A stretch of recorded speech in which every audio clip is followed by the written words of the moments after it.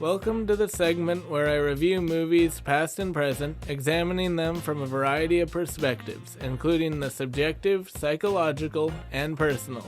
Informative and occasionally funny, this is LoganLand Rants. Welcome to LoganLand Rants, and today we're talking about something in a slightly different fashion than normal. You see, as you may have just recently seen, I did a video essay / movie review about the movie that you're listening to the podcast for. The Ben Affleck vehicle directed by Irish-sounding director Gavin O'Connor called The Way Back. Now, The Way Back is a sports movie, and most of my review-related thoughts can be found in the video. So if you want to watch the video, then go watch it. I'm not going to stop you. I'll be here when you get back. So The Way Back, as I mentioned in the video, is a typical sports dramedy, or drama, sorry. Don't know why I called it a dramedy. There are some funny moments in there, I'm sure. But the whole film is a little formulaic and had some moments that are pretty good. But, the acting and the naturalism of it all makes a lot of sense. You really root for the characters. I actually cared about what happened to them, which honestly, in most sports movies, I don't really think you have the tendency to care that much.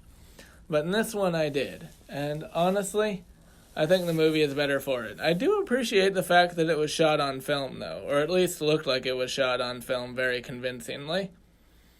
The cinematography, I mentioned this in the video, but it doesn't really draw attention to itself that much. And I think that's precisely the beauty of it, you know?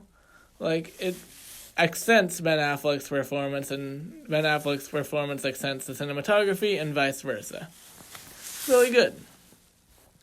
With that in mind, I do think it's important to note that, like I said, it could be formulaic or bland to some people. I personally don't agree. I liked a lot of the movie. I don't think it's great by any means, but I do think it's pretty good. Taking a sip from my coffee. But that's my basic thoughts about The Way Back. I honestly thought I'd have more to say. What I found interesting about Ben Affleck's performance, though, was it felt so real.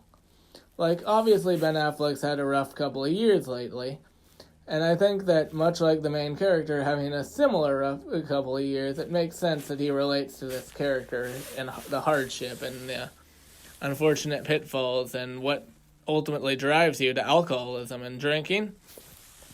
I also love how in the opening scene there was a lot of showing instead of telling. It didn't say, oh, he's an alcoholic in some cheesy, unorganic way. We actually see him being an alcoholic, drinking and driving twice. Only one results in an accident, one step at a time.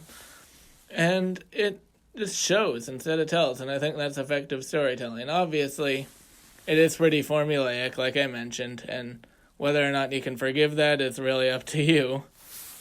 But yeah, that's my thought on The Way Back, the 2020 film. And keep in mind, I've seen a lot of movies last week.